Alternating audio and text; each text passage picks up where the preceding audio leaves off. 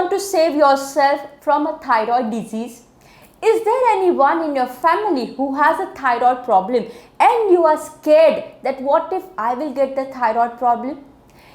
If you have this fear in your mind, then stay tuned with me because we are going to discuss today how you can protect your thyroid from upcoming thyroid health problems. Namaste, my name is Dr. Tanvi Mayur Patel. I am an endocrinologist, thyroid specialist and a hormone specialist doctor from Mumbai, India. Now before I begin this video, a very important point to be noted. If you want to watch this video in Hindi language, then on the I button there is a link. You can click on this link and this video will be played in Hindi language for you. अगर आप इस video को हिंदी भाषा में देखना चाहते हैं तो ऊपर आई बटन पे एक लिंक है. अगर आप उस लिंक पे क्लिक करेंगे तो इस वीडियो को हिंदी भाषा में पाएंगे. Now, the thyroid problem can be a genetic problem as well. So the moment we see a thyroid patient, especially the parents, they have a very first question. Doctor, I have heard that this problem is a genetic problem. Now since I have got this disease, is there a chances that my child will also get? What can I do to prevent this disease occurring in my children? Now this question is very valid question, and at times we have the answer for that and at times we don't have the answer. But of course, yes, there are certain points which you need to keep in mind so that you can save yourself from the upcoming thyroid health problems. Now, before I begin, again a very important point to be discussed, that see, understand that thyroid health problems is an autoimmune health problem. And the autoimmune health problem, they happen mainly because of the two factors. The first is a genetic factor and the second is an environmental factor. Genetic factors are the one which we cannot change, and if your genetic predisposition is very high, it might be possible that you or your other family member might get the thyroid problem. But yes, definitely work upon the environmental factors which usually triggers the genetic factor and eventually lands up into a thyroid problem. So today we are going to discuss about all those environmental factors which you need to keep in mind so that you can protect yourself and your other future family members from the thyroid health problem. By the way, if you have a thyroid problem, again in that case, if you follow all these lifestyle measures, you will find lot of benefit in your symptoms. You will prevent yourself from any future upcoming complications as well. So now let's begin our today's topic. So the very first thing which you can do is to protect yourself from the radiation. Now what is radiation? Radiations are nothing but a form of X-rays. That's what people are usually predisposed to. Now, our thyroid gland is located in the neck region. Now, its anatomical position is in such a way that it is highly vulnerable for the radiation exposure. At the very same time, the thyroid gland is very sensitive to radiation. So, if there is any radiation exposure to the thyroid gland, there are very high chances of it going into imbalance. So, what kind of radiations you are exposed to and where do you get these radiations? So these radiations are usually from the form of X-rays. Many people do X-ray for many other health conditions. Probably you do a dental X-ray, or you might do a chest X-ray, or a MRI scan, or a bone marrow density scan, or even a mammography in a woman. All this procedure involves the radiation exposure. So is it that you cannot do this procedure? Of course not. If you need to undergo such kind of a diagnostic procedure, you have to. But what can you do at that time? So next time when you go for the X-ray, you request the lab technician or X-ray technician over there to give you a thyroid shield or a thyroid collar. Now thyroid collar is a special kind of an apron which contains a very heavy metal called as a lead. So this apron you have to wear in your neck region. How you wear a sweater or a muffler, and this is a similar kind of an apron. So what does it do? So when you will be exposed to the radiation for any procedure, it will protect your thyroid gland from the radiation exposure, and thus your thyroid will be saved. By the way, if you are a young adult and if you are a children, in that kind of a situation, you have to be extra careful, because these people are very highly vulnerable for the radiation exposure, and their thyroid gland is comparatively more sensitive to radiation. So do keep this point in mind. If due to repeated X-ray procedures and if you are repetitively exposed to the radiation, there are very high chances that you might even land up into getting a thyroid cancers. So this point has to be kept in mind before you undergo any kind of a X-ray procedure. Now second point is smoking. See, smoking is overall bad for our overall health, but when you smoke, it contains two special chemicals. One is the nicotine and second is a thiocyanate. Both of these chemicals are very toxic to your thyroid health. When you smoke continuously, it stimulates your thyroid gland, and due to that there is a very high production of a T3 hormone, and that is the reason why smoking people are usually more of a hyperthyroid nature type. And at the same time, smoking increases your risk of developing hyperthyroidism or a Graves' disease. And if you already have a Graves' disease and if you continue to smoke, then it can put your eyes into a danger, and it can create a situation called as a Graves' ophthalmopathy, wherein your eyes gets very bulged like a prop toast. And if you don't take care correctly, then there might be possibility that it might compress the optic nerve and can cause even a blindness. So if you have a thyroid problem, please consider stopping the smoking.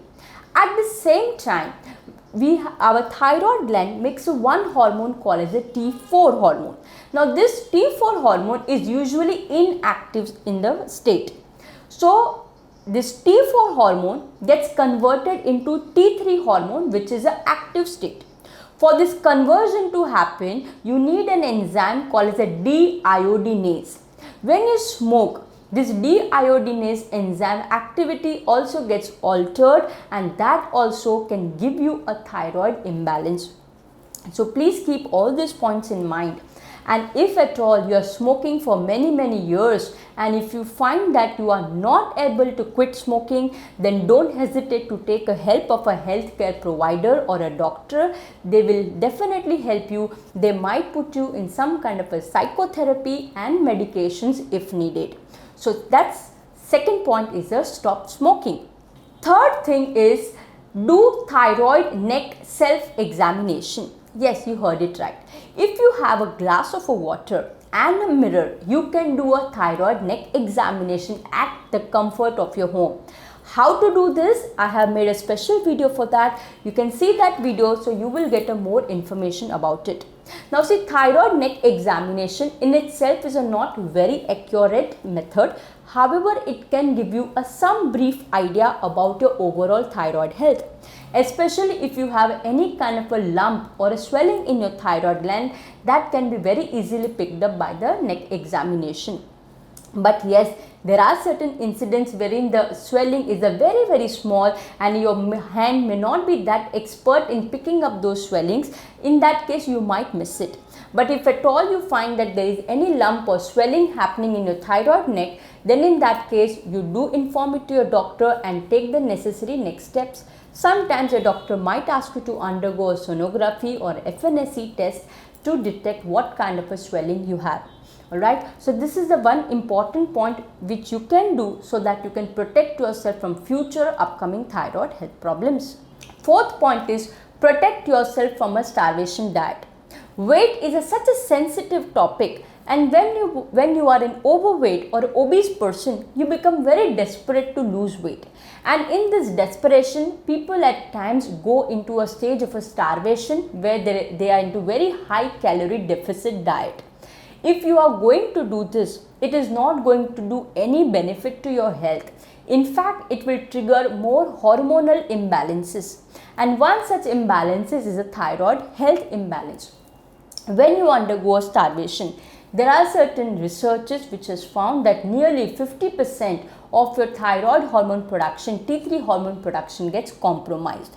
And at the same time, nearly 50 to 60% there is an overproduction of an inactive metabolite of a thyroid hormone, and that is a reverse T3.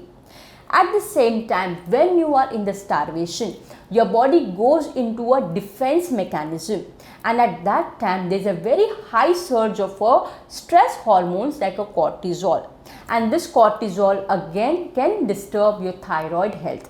So starvation diet is not going to help you in losing weight, but in fact it is going to put you in danger of other hormonal health problem. Besides that, if you do a starvation diet, there is another hormone imbalance can happen, and that is a prolactin hormone, and that can disturb your periods if at all you are a woman. So please make note of it and have a healthy balanced diet for your overall thyroid health. Fifth is protect yourself from soya products. Now see, soya food is considered healthy, but when we talk about the thyroid health, it is a very controversial subject in itself. The soya products contains lot of isoflavone, and these isoflavones are considered not very healthy for your thyroid. So when you have a soya products in the form of a soya milk or a tofu or a tempeh or miso or soya sauce, all this can put your thyroid health into an imbalance, and you might get a thyroid health problem. If at all you have a thyroid health problem and you are taking a levothyroxine medication for that, then please make a note of that you don't take this medicine and the soya products together. Maintain at least a gap of 2 to 4 hours with the soya products. So does that mean you can never have soya products? Of course you can have occasionally, but regular consumption is definitely not advisable. Sixth is try Mediterranean diet. Now what is Mediterranean diet? Mediterranean diet is considered as one of the very healthy diet. It consists of nearly 4 to 5 servings of vegetables in a day, 3 to 4 servings of the fruits in a day, and lot of lean proteins and healthy fat. For the lean protein, you can have egg, you can have a chicken, you can have a seafood. And for the healthy fat, you can have a virgin coconut oil, you can have a virgin olive oil, you can have coconut, or you can have avocado. So all this consists of a very good healthy diet. It's not only overall good for your health and your heart, but it is also considered very healthy for your thyroid. Seventh is probiotics. Now probiotics are considered very healthy for your digestive health. Probiotics helps in a better digestion, it helps in a better gut motility, and it reduces any kind of inflammation inside your digestive system. Now because the thyroid health problems are autoimmune health problem which begins in the gut system, healthy gut is very important. So you can include probiotics in your diet. So where do you get these probiotics? You get it from food sources like yogurt, then kefir, kimchi, sauerkraut. All these contains a good amount of the probiotic. If at all you want to have a supplementation of the probiotic, then make sure that two kind of bacteria are there. First is a Lactobacillus acidophilus, and the second is a Saccharomyces boulardii. Both of them are considered very good for your thyroid health and your overall gut health. Eighth is a selenium. Now selenium is a very important micronutrient. Selenium is very important for your good thyroid health. You need around 200 micrograms of selenium per day, and when you have a right amount of the selenium, it reduces the risk of thyroid autoantibodies. If there are certain researches which has found, there are certain researches conducted, and it is found that if a pregnant woman has sufficient amount of selenium, then there were very less chances of getting a thyroid problem during their pregnancy, and after the delivery, postpartum thyroiditis incidence also decreases. So selenium supplementation is also can be considered. Selenium you get it from a natural food sources like a Brazil nut, macadamia nut, then hazelnut, all the kind of nuts like and seeds like sunflower seeds, pumpkin seeds, sesame seeds, again they contain a good amount of the selenium. If at all you want to take a selenium supplementation, below in the description box I have left few links. you can buy it from there. But one advice I would like to say, before taking any supplementation, always consult your healthcare provider whether you are deficient for that and will you get any benefit of that. I do not advocate a personal self-medication. Ninth is a vitamin D. Vitamin D is not only overall healthy for your body and your heart, but also for your thyroid health. When you have a vitamin D deficiency, your immune system gets altered and it can put you at a higher risk of an autoimmune health problem. So do make sure that you have a sufficient vitamin D, and very easy and the natural source is the exposure to the sunlight. Besides that, you also get a vitamin D from the dairy products and a seafood products and a non-vegetarian food products. So do include vitamin D in your diet to protect yourself from thyroid problems. 10th is a perchlorate. Now what is perchlorate? Perchlorate is a chemical. It has a very peculiar properties. It doesn't have any fragrance, it doesn't have any taste, and it doesn't have any color, and due to this it gets very easily dissolved in the water. So if your water source contains a perchlorate chemical and if you are drinking such water, again this can put yourself into the triggering of the autoimmune system. So please make sure that the water source which you are drinking is not a perchlorated chemical water. 11th is a celiac disease screening and a prevention. So what is celiac disease? So celiac disease is a disease of your digestive system. Similar to your thyroid health problem, celiac disease is also an autoimmune health condition. People who have a thyroid problem have 3 times higher risk of having a celiac disease also.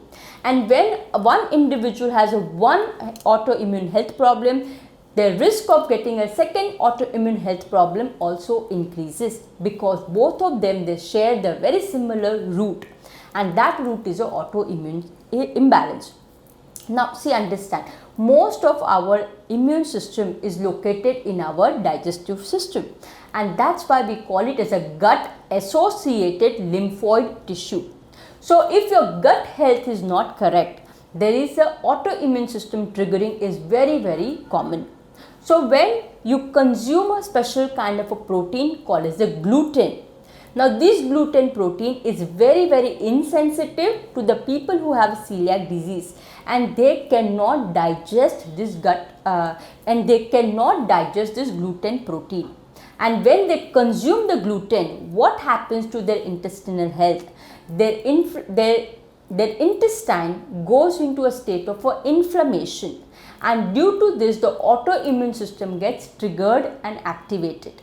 So celiac disease people are highly intolerant to gluten. So let's see, where do you get the gluten from? So gluten is commonly found in a wheat, barley, then processed flour of a wheat, that is a maida or a refined flour. Then it is found in a bakery products and a pasta. All of them contain a gluten. So if you have any kind of a gluten insensitivity, it is a very good option to stop using that. If you feel that you have a celiac disease, get their screening done. You might have to undergo certain antibodies testing, and sometimes they can be little expensive. But if you feel that you have a problem, you can get yourself tested for that. And if at all you found to have a celiac disease, a very easy treatment is that you have to completely stop the gluten. And the moment people stop the gluten, they find a lot of improvement in their overall health, in their symptoms, and also it reduces the progression and complications of the other health problem. Even if you are not found to have a celiac disease, there have been researches that the people who have a thyroid problem also have a highly insensitive to gluten protein. So all the people who have a thyroid problem should avoid consuming gluten. And if at all you want to save yourself from the future coming thyroid problem, stopping the gluten and using the alternative means is one very good option you should consider. Next is a triclosan. Now what is triclosan? Triclosan is a chemical. Usually it is used in an antibacterial soap and in the hand sanitizers. Now many people, especially in this time, are using these hand sanitizers and the antibacterial soap. It's not only going to protect you from the other health diseases, but it can be danger for your thyroid health. By the way, triclosan is considered a very common endocrine disruptor, and many a times there have been researches which is published that triclosan is also a leading cause of infertility also. So this triclosan chemical, try to stay away as much as you can. You can use a conventional soap and water for the hand washing, but try to avoid the hand sanitizers, and if at all you are using it, make sure that the ingredient triclosan should not be mentioned. Next is a perfluorinated chemicals. Now perfluorinated chemicals are also very commonly used in a mattresses, then the raincoat, then a rainwear, waterproofing clothes, all of that contain this PFC chemical, and this PFC chemical is also found to be very disturbing to your thyroid health.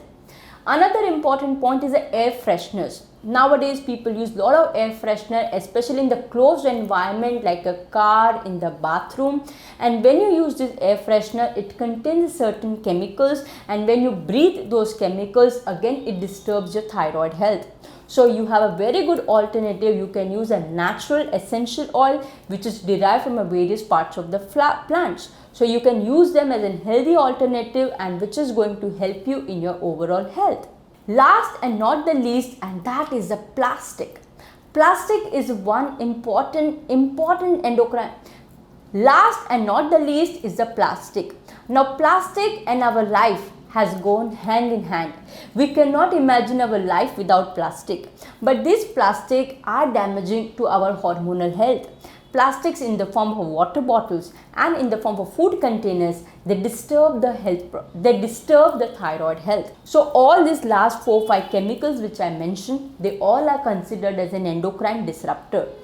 By the way, what are endocrine disruptors, and in depth discussion I have made another video. If you want to watch, you can watch that video, so you will have a more detailed information. If at all you found some good useful information after watching this video, please click on the like button. And if you have any question pertaining to your thyroid health, you can leave your question in the comment box. I will try to answer them as early as I can.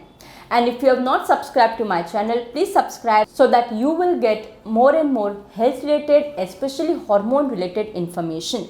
And then there is a bell icon. If you click there, as and when my new video will be published, you will be instantly notified, so you won't miss out on important valuable information. Thank you for joining me till now, and I hope and I wish you great health, and we will meet again in our next video with some interesting point. Till then, take care and namaste.